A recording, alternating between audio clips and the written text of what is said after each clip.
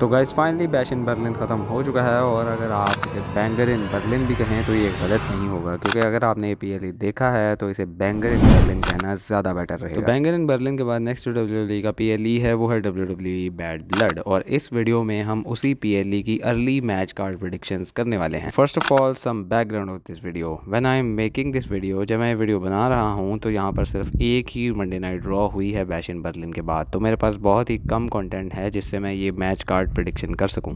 अभी bad blood को होने में एक महीना बाकी है, और जब at the end of the month जब ये मैच कार्ड्स फाइनल हो जाएंगे तो मैं दोबारा एक वीडियो बनाऊंगा कि मेरी कितनी प्रेडिक्शंस ठीक हुई और कितनी गलत। और हम इस वीडियो में प्रोबेबिलिटी के हिसाब से सारे मैचेस को प्रेडिक्ट करेंगे। जिन मैचेस की 90% प्रोबेबिलिटी है वो अलग कैटेगरी में, जिनकी 50% और जिनकी like near to fantasy booking है उनको भी हम ज़रूर देखेंगे। तो फर्स्ट ऑफ ऑल हम उन मैचेस की बात करते हैं जिनके होने की 90 से 100% प्रोबेबिलिटी है। तो फर्स्ट मैच जो इसमें आएगा वो है none other than CM Punk versus Drew McIntyre. अब इस मैच के इस 90% वाली कैटेगरी में होने की एक वजह आज की मंडे नाइट रॉ भी है, जिसके अंदर उन्होंने हमें दिखाया कि ड्रू मैकिंटायर ने सीएम पंक के ऊपर ब्रूटल अटैक कर दिया। तो आप 100% ही मान के चलेंगे ये बैड ब्लड में ज़रूर होगा, और मैं चाहता हूँ कि डब्ल्यूडब्ल्यूई से मेन इवेंट बनाए उसका, क्योंकि मेन इवेंट लेवल का मैच होगा। और मेरे ख्याल से ये मैच जो होगा ये एक hello in a cell match होगा, क्योंकि पहले हमने स्ट्रैप मैच तो देख दिया जो कि बहुत अच्छा था। तो अगर एक और स्टिपुलेशन डब्ल्यूडब्ल्यूई इनके मैच में ऐड करे तो वो ज़रूर हेल इन अ सेल की होनी चाहिए।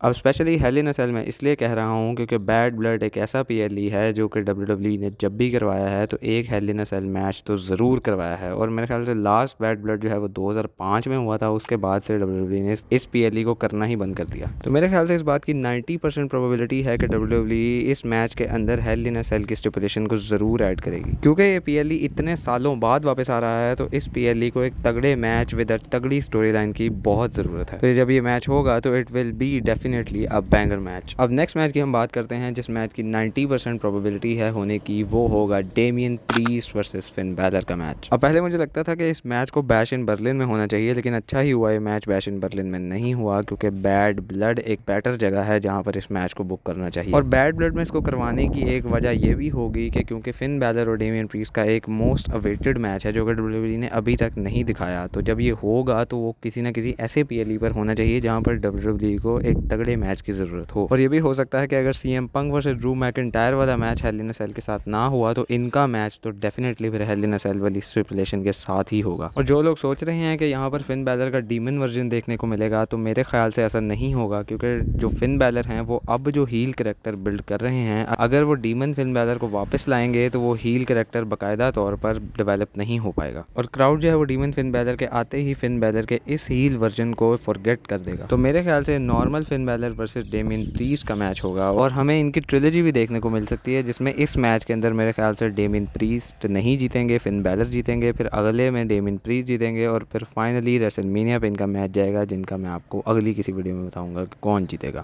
अब नेक्स्ट जो मैच है विद 90% प्रोबेबिलिटी वो होगा Sami Zayn versus Gunther for the world heavyweight championship. अब इस मैच का 90% क्या 100% ही लगा लो, क्योंकि सैमी ज़ेन जो है वो आज की रॉ में गुंथर के सामने आ गए थे, और इनकी स्टोरी लाइन का मेन पार्ट ये होने वाला है कि सैमी ज़ेन वो बंदा है जिन्होंने गुंथर को लास्ट पिन किया था, और ना कि जस्ट पिन किया था बल्कि उनके लॉन्गेस्ट आईसी टाइटल रेन को भी ख़त्म किया था। तो इनके बीच के प्रोमोज को सुनने में बड़ा मज़ा आएगा, और उनके मैच को देखने में तो आहा, क्योंकि अगर आपने इनका रेसलमेनिया वाला मैच देखा है जो कि मेरे ख्याल से डब्ल्यूडब्ल्यूई कुछ दिनों में यूट्यूब पर भी डालने वाली है, क्योंकि मैंने उसका प्रीमियर देखा था, तो आपने उसमें देखा होगा कि वो 5 स्टार रेटिंग वाला मैच था। तो भाई इन दोनों सुपरस्टार्स में तो बहुत पोटेंशियल है, मैं तो इनकी फ्यूड देखने के लिए बहुत एक्साइटेड हूँ। आप मुझे अपना कमेंट सेक्शन में बताइएगा। अब नेक्स्ट हम बात करते हैं उस मैच की जिसकी 50% प्रोबेबिलिटी है, और वो मैच होगा Jey Uso versus Bron Breakker for the intercontinental championship. अब इनके बीच की स्टोरी लाइन ऐसे स्टार्ट होगी कि जे ऊसो किसी तरीके से ब्रॉन ब्रेकर के सामने आ जाएंगे, और क्योंकि जे ऊसो बहुत ओवर हैं क्राउड के अंदर, तो वो ये मैच डिजर्व भी करते हैं। तो इनका मैच भी मजे का होगा, जैसे ब्रॉन ब्रेकर अपनी हार्ड हिटिंग मूव्स को हिट करेंगे और जे ऊसो जो हैं वो अपने हाई फ्लाइंग मूव्स को। तो इनके मैच को देखने में तो ज़रूर मज़ा आएगा। अब इस मैच की 50% प्रोबेबिलिटी मैं इसलिए कह रहा हूँ क्योंकि जे ऊसो जो हैं वो किसी और के साथ फ्यूड में भी जा सकते हैं, और ये हो सकता है कि ब्रॉन स्ट्रोमन किसी तरीके से ब्रॉन ब्रेकर के सामने आ जाए और उनका आपस में मैच हो जाए, क्योंकि ब्रॉन स्ट्रोमन की फ्यूड जो है वो ब्रॉनसन रीड के साथ होने वाली थी, लेकिन ब्रॉनसन रीड को अनफॉर्चुनेटली कोविड पॉजिटिव आ गया है, तो अब वो नहीं रेसल कर पाएंगे। तो ब्रॉन स्ट्रोमन को भी एक ओपोनेंट चाहिए, तो वो ओपोनेंट ब्रॉन ब्रेकर हो सकते हैं। इनका मैच फिर ज़ाहिरी बात है बहुत ही हार्ड हिटिंग और मॉन्स्टरस होगा, तो मैं तो काफ़ी एक्साइटेड हूँ इन दोनों का मैच देखने के लिए। आप मुझे अपना कमेंट सेक्शन में बताइएगा। नेक्स्ट जो मैच है 90% प्लस प्रोबेबिलिटी वाला वो है solo Sikoa versus Cody Rhodes for the WWE undisputed title. अब आप सोच रहे होंगे ये मैच तो हमने पहले ही देख लिया था समर स्लैम के ऊपर, लेकिन आपको पता है उसके अंदर रोमन रेंज ने अपना लेजेंडरी रिटर्न किया था और सोलो सिकोवा को धूल चटाई थी।